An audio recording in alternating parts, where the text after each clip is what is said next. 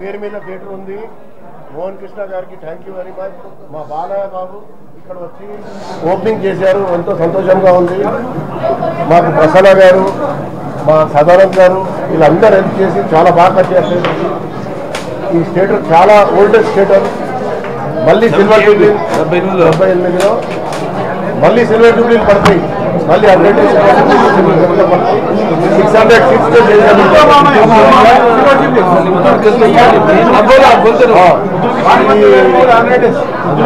Theatre చాలా golden theatre అండి. 600 all recliner seats ఇక్కడ చాలా మంచిగా కట్టాం. రేట్స్ కూడా రీజనబుల్ పెట్టాం. బాలయ్య బాబుకి మళ్ళీ థ్యాంక్స్ వెరీ మచ్. ఇక్కడ వచ్చి అది చేశారు. మా నాన్నగారు ఎన్టీఆర్ గారు చాలా క్లోజ్ ఫ్రెండ్, నారాయణ దాస్ గారు. నందమూరి ఫ్యామిలీతో మా రిలేషన్ చాలా గొప్పది. ఇంకా ఫ్యూచర్లో కూడా ఇట్లానే ఉండాలి కోరుకుంటున్నాను.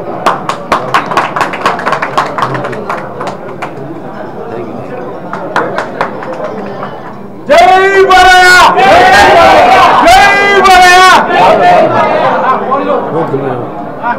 అందరికీ నమస్కారం. ముందుగా నాకు ధన్యమైన జన్మనిచ్చి నన్ను మీ అందరి గుండెల్లో శాశ్వతంగా ఆయన ప్రతిరూపంగా నిలిపినందుకు దైవాంశ సంభూతుడు. అలాగే విశ్వానికే నట విశ్వరూపం అంటే ఏంటో చూపించిన నా కన్నతండ్రి, గురువు, దైవం. ఆ కరుణాచంద్రుడికి ఈ శత జయంతి సందర్భంగా ఆయనకి నా అభినందనలు తెలియజేసుకుంటున్నాను. మరి వాళ్ళ తారక రామ థియేటర్ అంతా ఒక చరిత్ర కల థియేటర్ ఇది. మరి రామారావు గారి విషయం కొంత అందరు తెలిసింది. ఏది చేసినా ఆయన ఒక వినూత్నంగా చరిత్రలో నిలిచిపోయేటట్టు చేస్తారు. ఆయన దూరదృష్టి అది. అంటే ఆయన జానపదాలలో ఆయన నటిస్తుంటే జానపదాలు జావిలీలు పడాయి. అలాగే పౌరాణికాలేమో ప్రాణం పోసుకున్నాయి. అలాగే సాంఘికాలేమో సామజవర కవనాలు పాడాయి. అలాగే పద్యం బదులెక్కింది, పాట నాటు నేర్చుకుంది. అలాగే కళాబద్దరి కలకలలాడింది, కర్నూలు పండుగ చేసుకుంది, కలకల నవ్వింది. మరి మనం ఈ ప్రపంచవ్యాప్తంగా చూస్తే కేవలం దేశంలోనే కాదు ప్రపంచవ్యాప్తంగా చూస్తే మరి ఆయన లాంటి నట ధీరుడు, అలాగే ప్రయోగాలు చేసిన నటనాచార్యుడు, అలాగే పరకాయ ప్రవేశం చేసి అణువులో ఆ పాత్రను నింపుకుని నటనకు జీవం పోసిన నట ధీశాలుడు నందమూరి తారక రామారావు గారు. అలాగే కేవలం మన సినిమాలే కాదు, అటు ఒక ప్రతి తెలుగు బిడ్డ, ప్రతి తెలుగు మట్టి గడ్డ, నేను ఒక తెలుగు వాడిని అని సగర్భంగా చెప్పుకునే విధంగా మరి వాళ్ళకు ఆవేశాన్ని ఇచ్చి వాళ్ళకి సానబెట్టి పదును పెట్టి మరి బయటికి తెచ్చిన స్ఫూర్తి ప్రదాత నందమూరి తారక రామారావు. ఇక ఆయన చలనచిత్ర పరిశ్రమ ఇక్కడికి మెడ్రాస్లో అప్పుడు ఉన్న రోజుల నుంచి ఇక్కడ ముందు ఎన్టీఆర్ ఎస్టేట్ దీంతో ప్రారంభించి ఆయన ప్రస్థానం ఇక్కడ మన ఆంధ్రప్రదేశ్లో, ఉమ్మడి ఆంధ్రప్రదేశ్లో అప్పుడు ఎన్టీఆర్ ఎస్టేట్ అంటే ఇక తెలిసింది అందరికీ. ఎక్కడెక్కడి నుంచో ఇప్పుడు జనం మామూలు చార్మినార్లు అవి ఇవి సాలార్ జంగ్ మ్యూజియం అని ఇవన్నీ చూడడానికి వస్తారు. అందులో ఒక ఎన్టీఆర్ ఎస్టేట్ కూడా ఒక భాగంగా ఉంది. ఆ థియేటర్ చూడటానికని ముందుగా అడిగేవారు. ఎలాగైతే రామారావు గారిని మెడ్రాస్ వెళ్తున్నాం అంటే తిరుపతి ఏదో తీర్థ యాత్ర ఉందంటే రామారావు గారు మద్రాసు రామారావు గారిని కూడా చూపిస్తున్నారా అన్నట్టుగానే ఇక్కడికి వచ్చిన వాళ్ళు అడిగేవారు, ఏమంటే ఇక్కడ ఎన్టీ రామారావు మన ఎన్టీఆర్ ఎస్టేట్ చూపిస్తారా అలా అని. సో ప్రతిదీ ఆయన. అలాగే ఈ తారక రామ థియేటరు, అలాగే మన ఇక్కడ కట్టిన లలిత కళాతోరణం, అప్పుడు మొదటి అంతర్జాతీయ చలనచిత్ర మహోత్సవం జరిగిన దానికి ఆయన కట్టిన తెలుగు లలిత కళాతోరణం. చాలామంది జరగదన్నారు, 3 నెలలు పూర్తి చేసి అది జరిగేటట్టు చేశారు.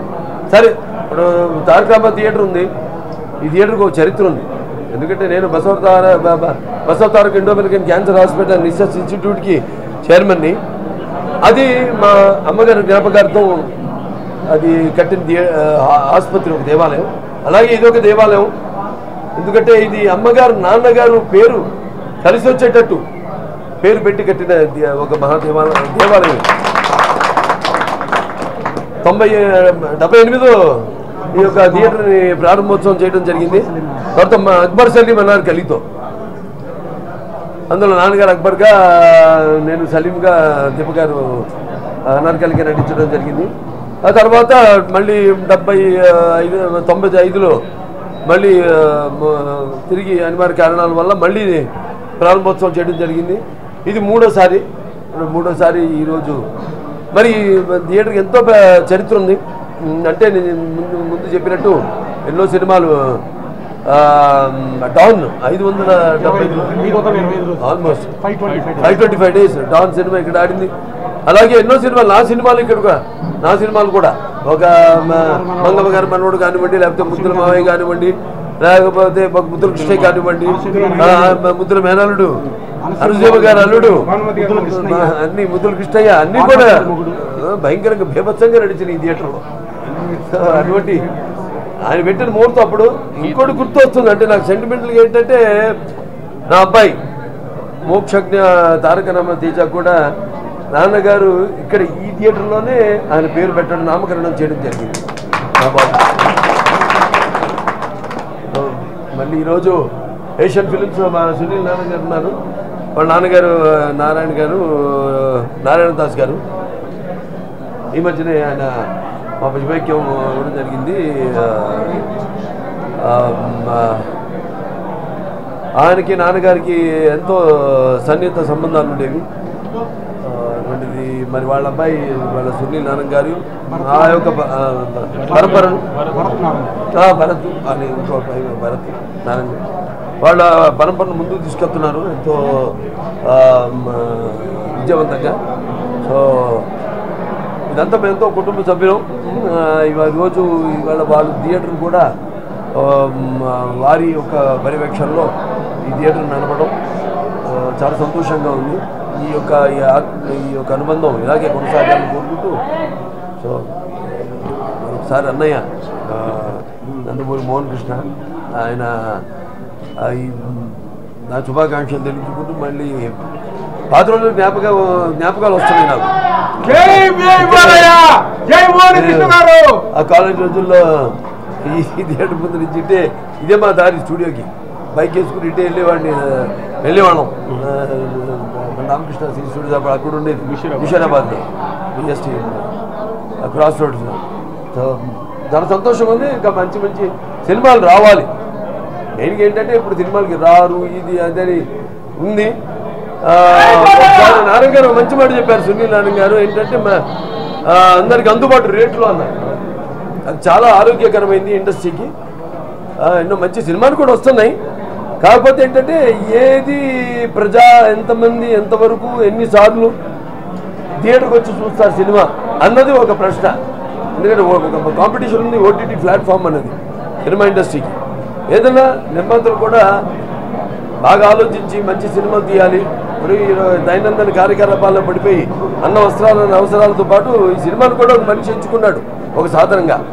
ఇటువంటి పరిస్థితుల్లో మరి సినిమా ఎలా ఉండాలి, ఎలా ప్రజల్ని మనం థియేటర్కి తీసుకురాగలుగుతాం అన్నది ఇండస్ట్రీలోని అందరూ కలిసి ఒక్కడని పరిమితం చేయను. అదేదో నిర్మాతను దర్శకుడను హీరోను కాదు, ప్రతి ఒక్కరు కూడా వాటి మీద ప్రత్యేకమైన దృష్టి పెట్టాలి. తప్పకుండా మనం ప్రేక్షకులు ఎప్పుడు థియేటర్కి వస్తారు, మన ప్రేక్షకులు ఆ థియేటర్లో పొందే ఆనందం అది వేరు. తప్పకుండా సినిమా ఇండస్ట్రీ బాగుంటుంది. ఎటువంటి ఈ యొక్క ఎగ్జిబిటర్స్ కానీ వాడికి ఎటువంటి అనుమానం అక్కర్లేదు. డెఫినెట్గా చాలా బాగుంటుంది. మంచి సినిమాలు ఒక ప్రత్యేకత మన తెలుగు చలనచిత్ర పరిశ్రమకు. మంచి సినిమాలు చేయడం వల్ల చూస్తున్నాం మనం. మన సినిమాల్ని డబ్బింగ్ చేయడమో లేకపోతే మన సినిమాల్ని రీమేక్లు చేయడమో ఇతర భాషల్లోకి. సో ఇవాళ మన పాన్ ఇండియా లెవెల్లోకి మన తెలుగు చలనచిత్ర పరిశ్రమ ఎదిగింది. అంతా కళమ్మ తల్లి ఆశీస్సులు, నాన్నగారి ఆశీస్సులు. సో ఇలాగే ఈ ఇండస్ట్రీ అందరూ అంటే నిర్మాతలు అయితేనేమి, నటీనటులు అయితేనేమి, సాంకేతిక నిపుణులు అయితేనేమి, లేకపోతే పంపిణీదారులు అయితేనేమి, ఎగ్జిబిటర్స్ అయితేనేమి అందరూ కూడా మూడు పువ్వులు ఆరు కాయలాగా ఈ చలనచిత్ర పరిశ్రమ వర్ధిల్లాలని ముందుకు సాగాలని మనస్ఫూర్తిగా కోరుకుంటూ నేను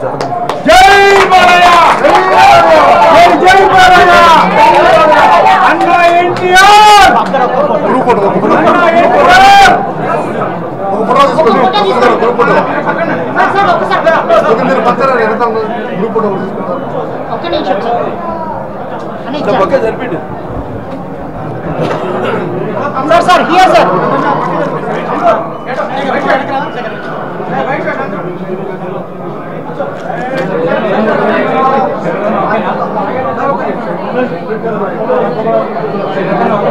ఓకే